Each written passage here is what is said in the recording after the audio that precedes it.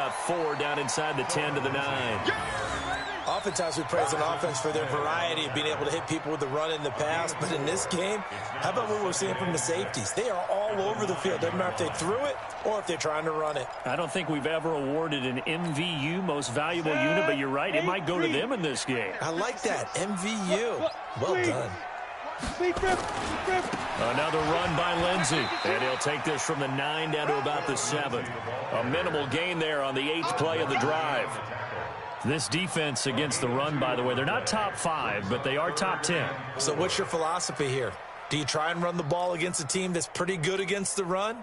What if you're a pretty good running team? If so, you might want to go ahead and run it anyway because that's your strength. To throw it is Locke. He's got his big tight end, Fant. Well, this is going to depend on the spot, but it's not a very generous one. He looks to be about a yard or so short. One hallmark of good defenses is understanding the game, understanding positioning, and tackling immediately in the secondary after catches. I think we just saw that on display right there. Got to him before he ever had a chance to think about turning it upfield. So he missed that field goal earlier, but he says not this time. Able to knock it through, give his guys 3. I like his poise. I like his confidence, his belief in himself. Sometimes when you miss that first one, you see a lot of guys sag and they can't make the next one.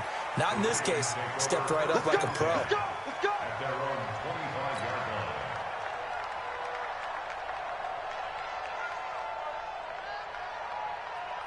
The Raven offense set at the line for this next drive. They're down in this game. A chance for the offense, though, to put something on the board, get some momentum here in half 2. And he can't get rid of it. He's taken down.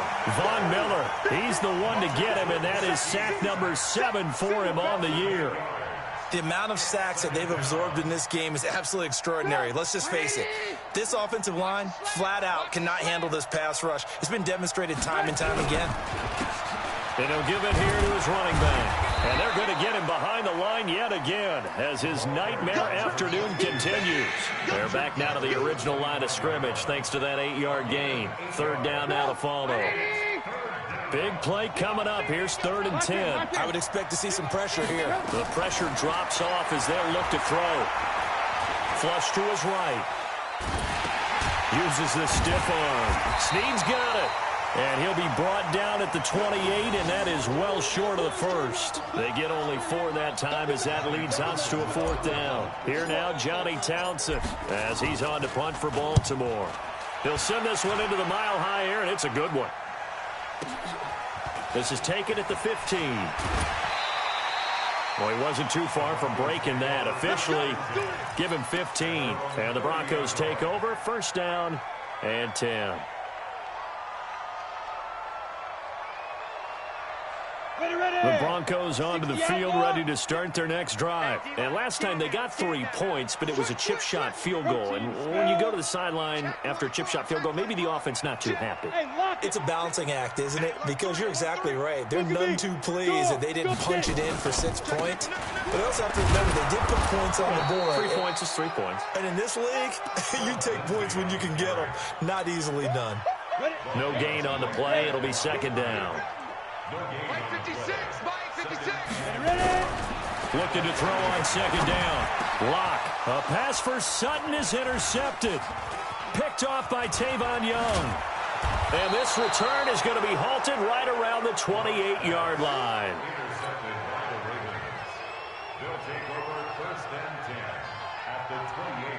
And this will probably be the last play of the quarter.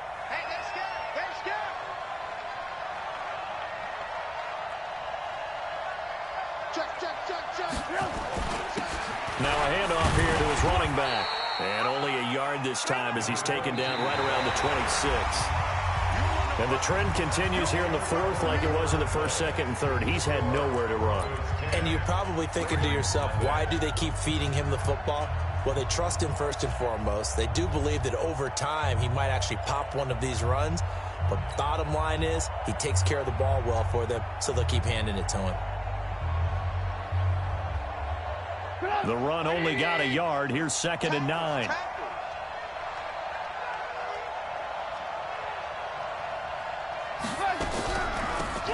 They'll run it now out of the gun. And down inside the 15, shy of the 10. 16 yards on that one at a Raven first. They held him in check in the first half, but that's his longest carry of the game right there. So would this be the definition of fresh legs since he didn't get much done in the first half? Now he has a great opportunity. He's taking full advantage of it. Finally, a first red zone opportunity for these guys. They've got a 1st and 10 at the 11. And he'll take it into the end zone for a Ravens touchdown. It's the fullback. His 2nd touchdown on the season, as they are now just an extra point away from making this a 3-point game. Tucker with the extra point, and now things get a bit more interesting here in this 4th quarter. Tucker now to kick it away following the touchdown. And a fair catch signaled for and taken successfully.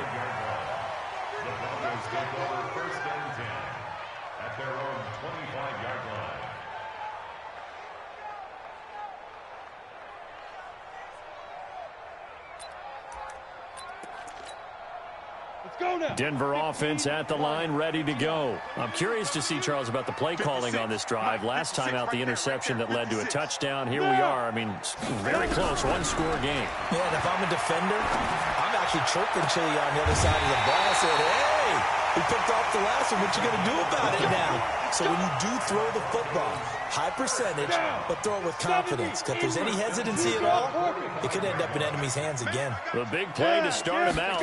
Has him at the 45 already. Now it's Lindsey. And across midfield he goes into Raven territory. Just what you want on a 1st down run. Call it 8 yards. And it's 2nd and 2.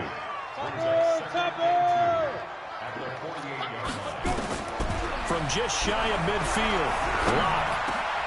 Man open is J.J. Arcega right side. And they'll get him down as he's inside the 40. And he's going to be taken down with the 1st down at the Ravens' 38-yard line. Lock now. Perfect since the 2nd half started. 7 of 7. It's 1st and 10. Like 56. Yep. 56. All day. Lock now on 1st down. Nowhere to escape, and he goes down. Harold Landry gets him for a loss of 10 yards from his linebacker spot. And the job becomes twice as difficult now. After the sack, it's 2nd and 20. Here we go. 5. They look to throw. It's Lock. And that will be incomplete. Tried to dial up the long one way out there, but it'll be 3rd down. We've seen good cover skills on display throughout this game, really from both teams. And there's another nice example there of them making it difficult to complete a pass. The Broncos on 3rd down. They've only converted once in 4 tries. This will be 3rd and a mile. You don't want it. 56 the mark, boys. 56. Hard. Here we go. You're out. Whip. Watch the fight. On 3rd and long, it's Lock. Nowhere to escape, and he goes down. Aaron Donald. He's the culprit, and that is now his 13th sack of the season as his great year continues. And he gets it away, a directional kick going toward the sideline. And they'll play keep away from the returner as this one will be marked out of bounds at the 13-yard line. Pretty good spot.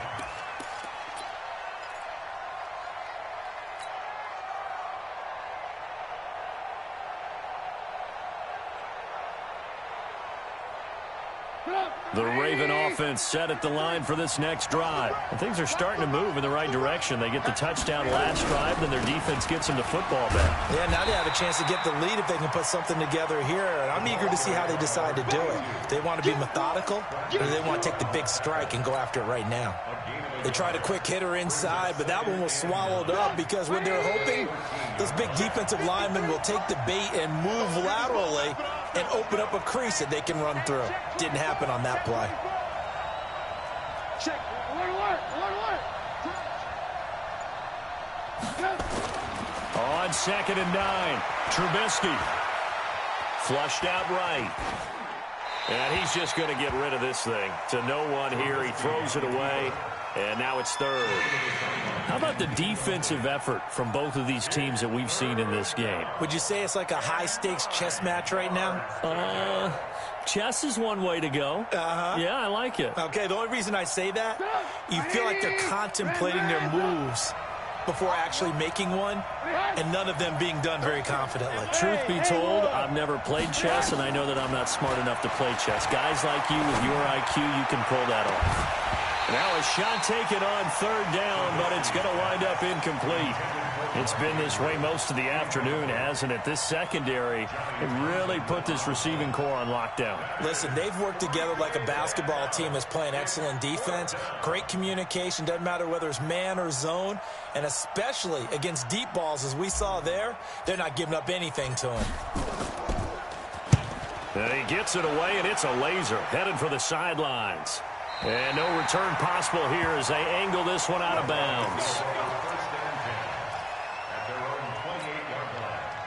The Broncos onto the field, ready to start their next drive. And a tight game after punting last time. See if they can get something going on this drive. As they head to the field now, with the game this close, you've got to feel there's a sense of urgency for them going on offense right now. But they have to do it without letting panic creep in and affect their play. And when do they start thinking about burning these timeouts? They've got all three still defensively. To me, you have to start right now. Here's the time, and that means you've got to stop them on defense, not give up the yardage, use your timeouts in order to get the ball back and try and score yourself. But now... And the Raven pressure too much. Down he goes. Harold Landry able to record his 5th sack of the season. 3 points separating these two sides with 2 minutes left to go in the 4th. So it's Bronco football as we get your reset here. And let's see what they've come up with offensively after having time to talk it over. Throwing on third and long. Block. And he can't get a throw off. He's taken down. What a huge play at this point in the game. And now right out of the 2-minute break, we'll get a timeout used defensively with 1:56 to go. Here's Sam Martin now. And you wonder, could they possibly think about taking a safety here? He gets this away. It's a good one, drawing toward the sidelines. And where will this be spotted? The side judge says it went out just across midfield.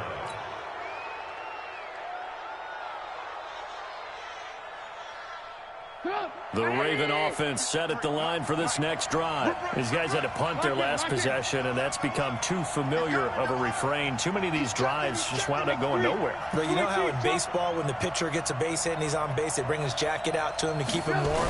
A lot of times the punter goes to the sideline, puts on sweatpants or a wrap over his leg to keep it warm. He might need a massage from the trainer right now from all the work he's getting. Call it a full 3 yards in the wrong direction there. Brings up second down.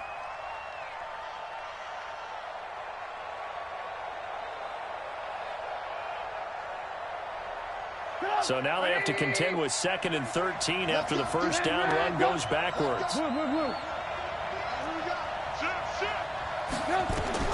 Trubisky to throw. It's complete to Snead. And he'll be out of bounds just shy of the 40. That one good for 13 and a Raven first down.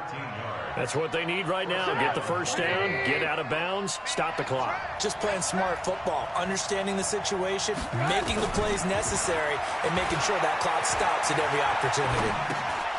The throw here to Andrews, the tight end. 5 yards on the catch there, brings up second down. Well, they were unable to convert that into much, but it's never a bad idea to try to get the ball into a tight end of his caliber's hands and see what kind of disruption he can cause.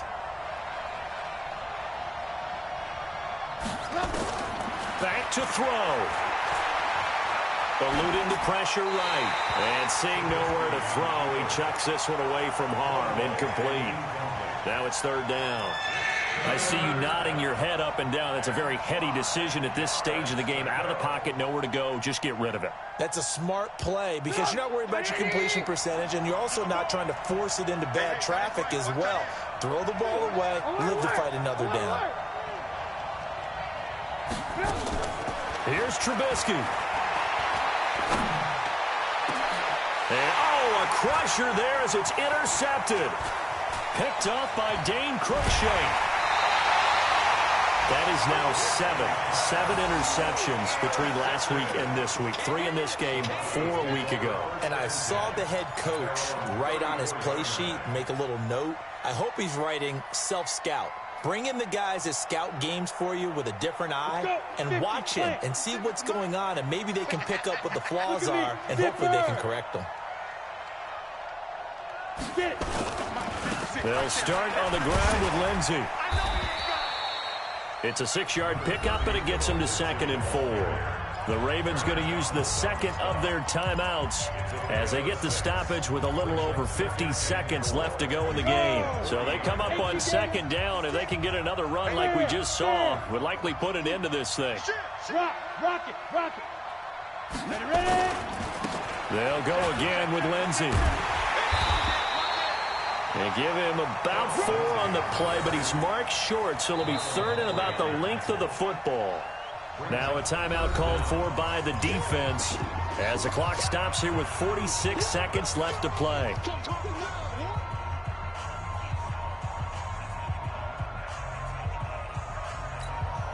Ready. 56. Check 56. You gonna get this, boy? You think you gonna get this? You think you gonna get this? Check safety. On 3rd down, here's Lindsey. And he's got the first down as he's up to the 45-yard line. It's a pickup of 2, and that's good enough to just about write a finish to this one. First and 10 at the 45-yard line. Set. 90, Wolf. Pick it up, guys. Pick it up. Now Gordon on 1st down. Credit him with a 1-yard gain there to make it 2nd and 9. At the 46-yard line. 1-yard gain brings up 2nd and 9 at the 46-yard line.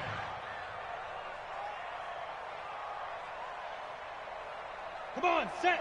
8, read.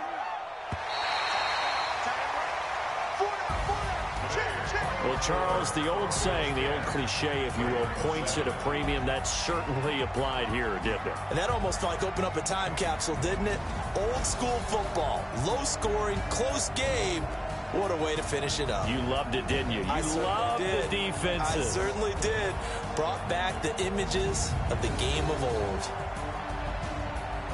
So for Denver, it's a win that might keep them alive in the playoff race as they're back to 500 at 5-5. And they will hit the road next week to take on the LA Chargers. Meanwhile, for Baltimore, it's a loss that'll drop them back to 500 through 10 games. And they'll try to get back on the beam next week as they'll head to Cleveland to take on the Browns.